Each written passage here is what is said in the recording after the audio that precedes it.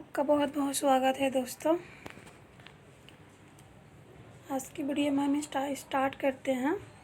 जैसे कि ये ब्लॉक नंबर जो है फर्स्ट का चैप्टर है सेकंड। तो चलते चलते हम सिर्फ इस वीडियो में आपको इम्पोर्टेंट ही बताएंगे। तो देख लेते हैं गांधी का सभ्यता का विचार। चलते चलते देख लेते हैं 2.2 आधुनिक सभ्यता और भारत की स्वतंत्रता का नुकसान किस तरीके से हुआ। औद्योगिकरण और मशीनरी की आलोचना, इसकी बुराइयां कौन कौन सी हैं। आधुनिकता का आलोचक के रूप में शिक्षा। तो ये चारों देख लेते हैं।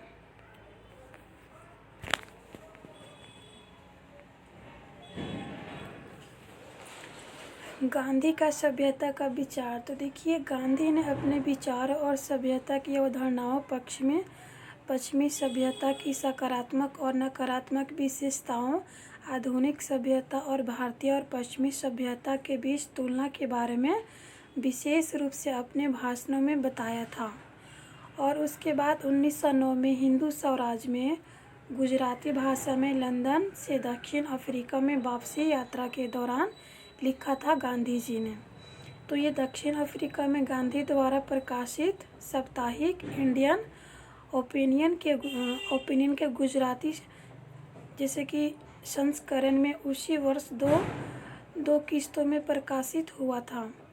और इसे 1910 में गुजराती में एक पुस्तिका के रूप में जारी किया गया था, जिसे ब्रिटिश अधिकारियों द्वारा देशद्रोही जैसे कि सामग्री होने के आरोप में प्रतिबंधित कर दिया गया था।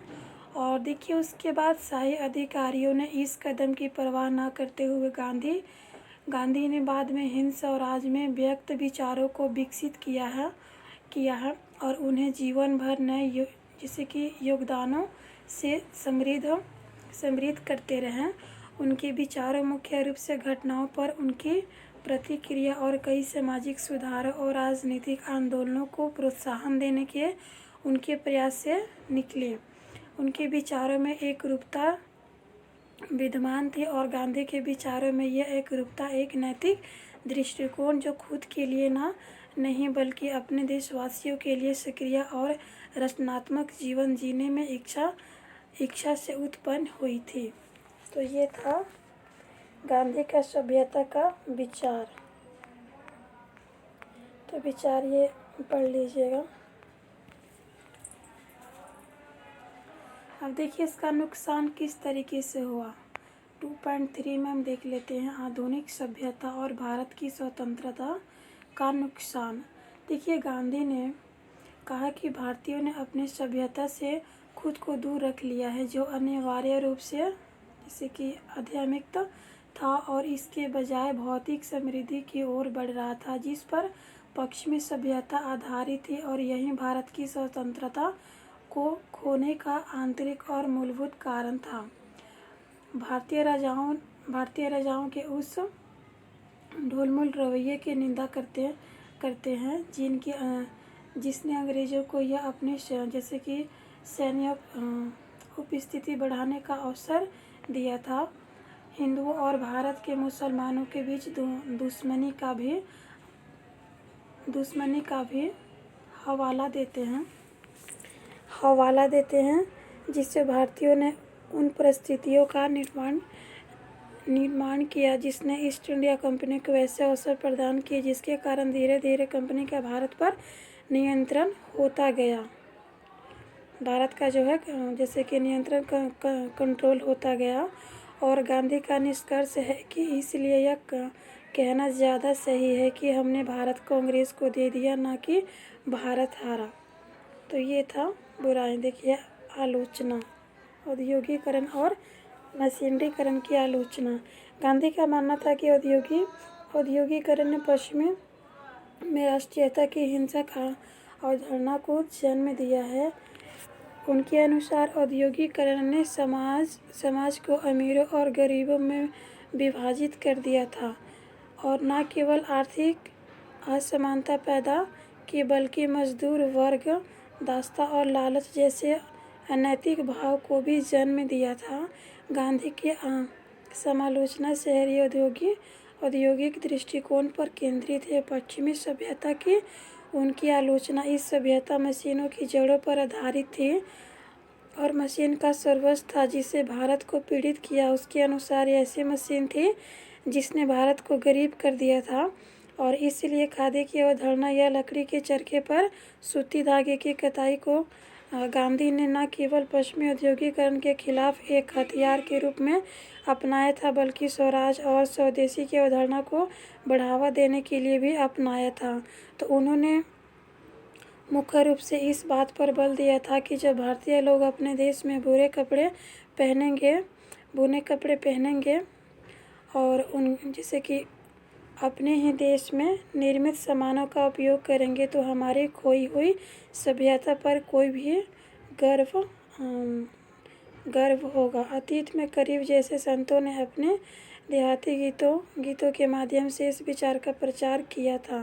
तो देखिए दोस्तों, इसमें गांधी जी का कहना था कि जो भी मतलब मशीनरी का इस्तेमाल किया जाए, हमारे भारत में जितना भी सूती कपड़ों का जितना भी हम सुनाई बुनाई कर सकते हैं तो अपने खुद से बुने हुए कपड़े पहनेंगे।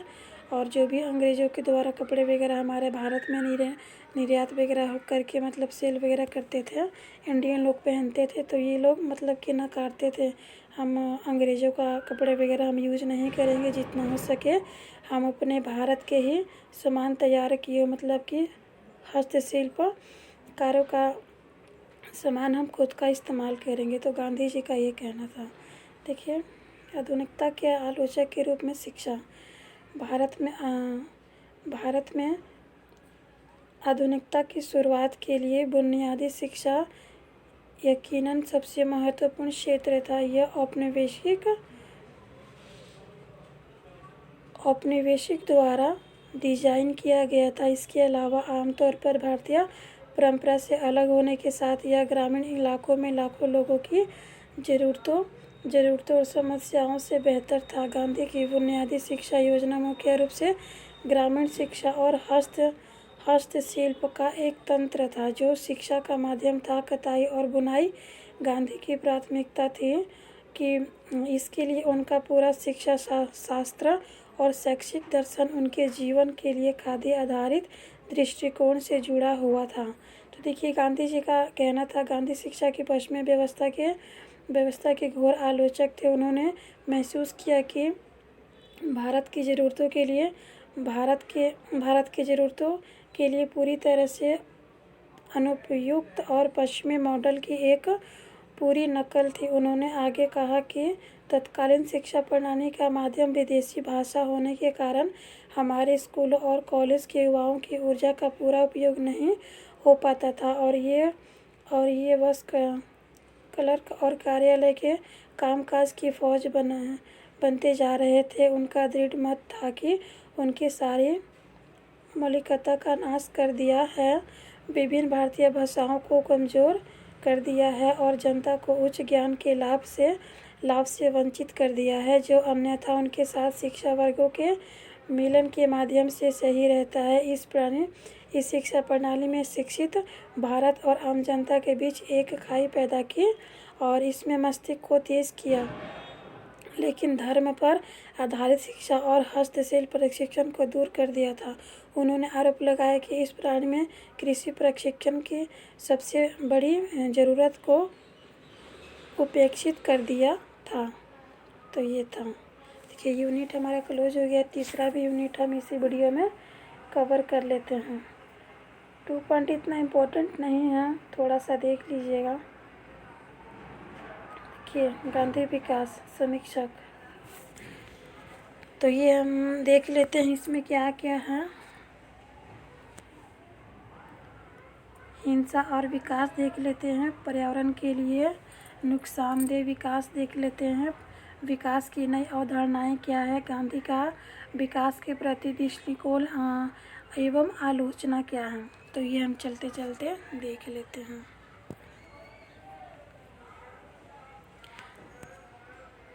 असमान किसान के मुख्यधारा मॉडल में लगातार असमानता को जन्म दिया है।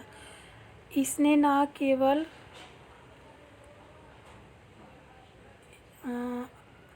इसने न केवल असमानताओं का निर्माण किया है बल्कि अधिकांश समाजों में विकास में लाभान्वित कुछ गुटों के साथ शैक्षिक असमानताएं भी हैं। इस प्रकार आर्थिक विकास में फल का आनंद संप्रभुत्व वर्ग के एक छोटे से वर्ग द्वारा लिया जा रहा है, जिसके परिणाम स्वरूप असमान विकास हो रहा है। यह एक सार्वभौमिक समस्या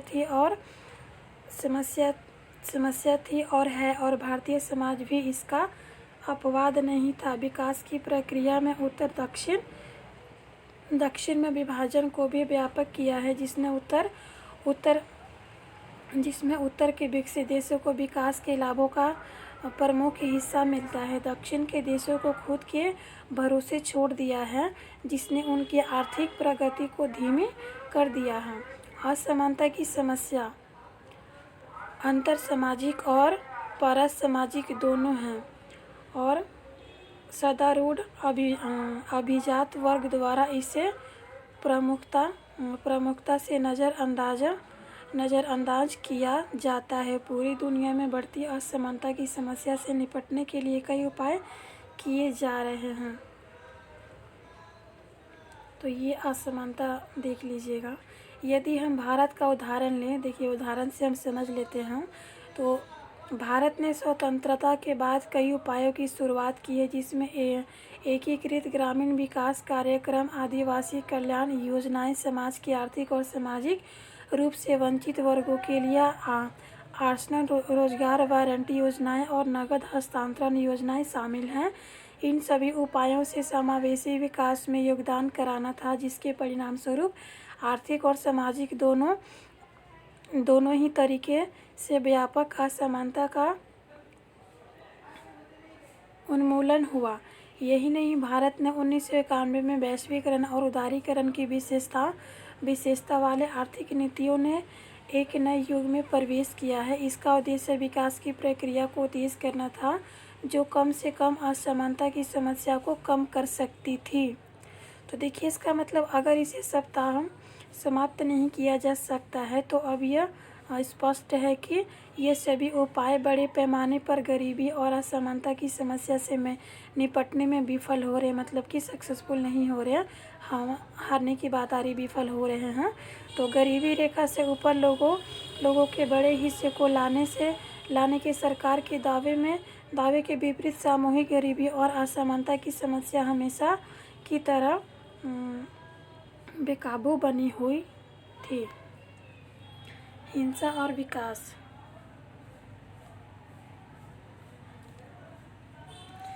देखिए, हिंसा का जो विकास है, हिंसा और विकास कई विषय, जैसे कि विशेषज्ञों का मानना है कि विकास और हिंसा के बीच घनिष्ठ यानी कि बहुत बड़ी संबंध है।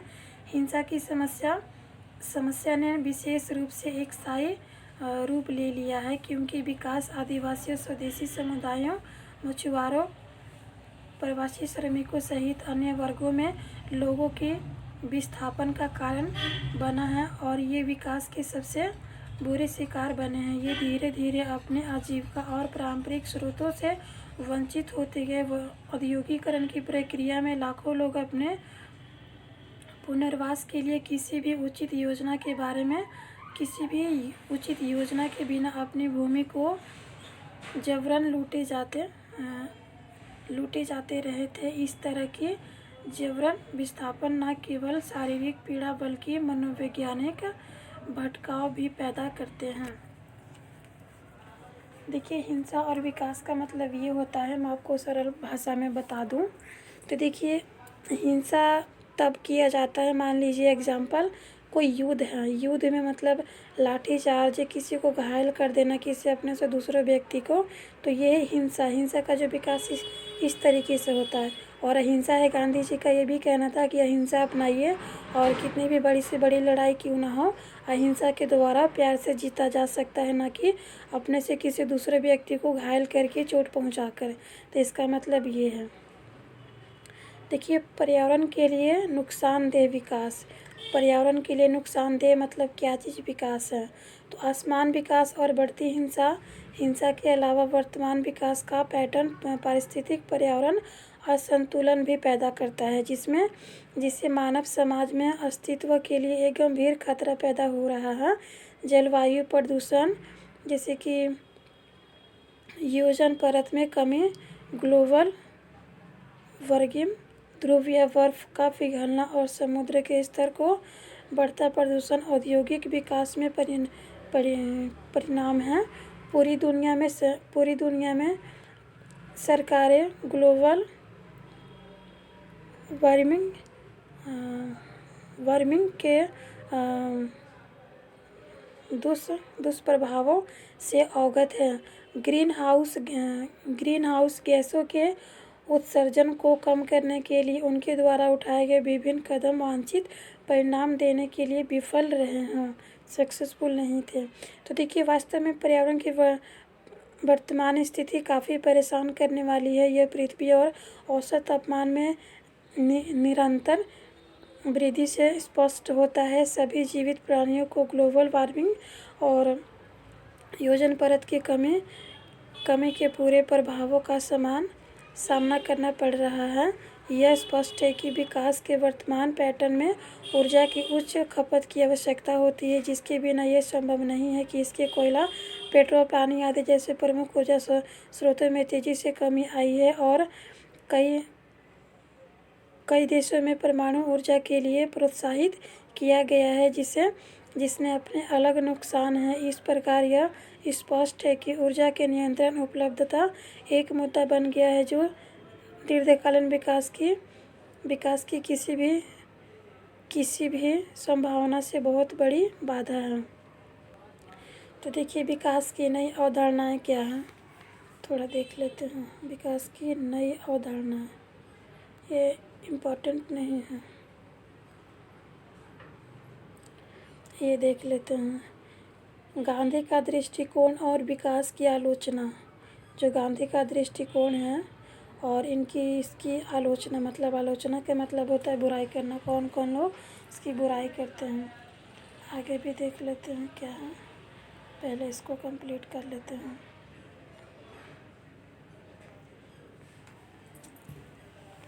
देखिए, गांधी ने विकास के एक ठोस मॉडल पर काम किया था, बल्कि जीवन जीने का एक तरीका पेश किया था गांधी जी ने।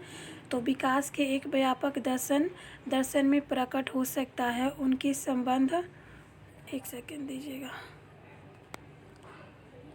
उनकी संबंध जैसे कि विश्व दृष्टिकोण में, ब्रह्मांड में और तत्वों के परस्पर संबंध के महत्व को रेखांकित किया था गांधी जी ने। उनका जीवन का पूरा प्रदर्शन अद्वितीय था और इस समझ पर आधारित था कि कोई भी इंसान खुद को और अपने आप को पृथ्वी और उनके संसाधनों के एकमात्र संरक्षण के रूप में नहीं देख सकता, बल्कि गांधी ने जीवन को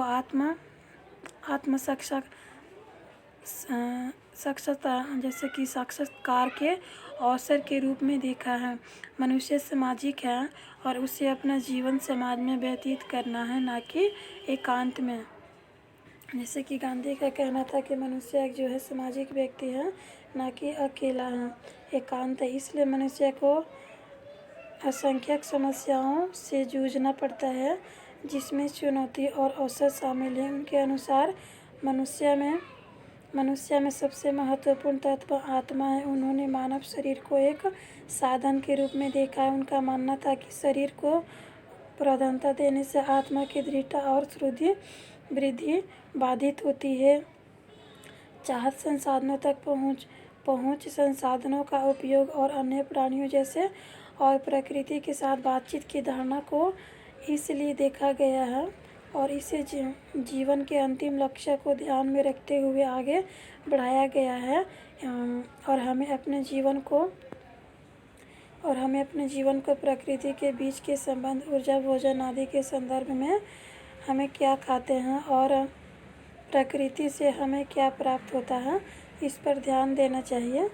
और पर लगातार करना होगा, हमें यह पता लगाना होगा कि हम अपने उद्देश्य और समाज के प्रति जिम्मेदारी के संबंध में इसका उचित उपयोग कर रहे हैं या नहीं कर रहे हैं। हमें पर्यावरण पर बहुत अधिक मांग किए बिना अपने उद्देश्य को पूरा करने के लिए अपने समय का प्रभावी ढंग से उपयोग करना चाहिए, ना कि गलत तरीके से। तो गांधी ने लोगों के सामने एक जीवन शैली या जीवन जीने की कला सामने रखा है कि इस तरीके से हमें जीवन जीना चाहिए। तो इस सिद्धांतों के अनुरूप जीवन जीने की अपने व्यवहारिकता का प्रदर्शन भी किया था गांधी जी ने। तो ये चीज़ था। आगे देख लेते हैं क्या है आपका पहला ब्लॉक जो है, इसमें 3 चैप्टर था, आपका क्लोज हो गया है। तो आज की वीडियो में दोस्तों सिर्फ इतना है। अब हम अगली वीडियो में मिलेंगे, वो रहेगा ब्लॉक 2 और यूनिट रहेगा 4। ये 3rd यूनिट है, तो दूसरे ब्लॉक में यूनिट रहेगा हमारा 4, तो देख लेंगे। चलिए तब तक के लिए बाय बाय।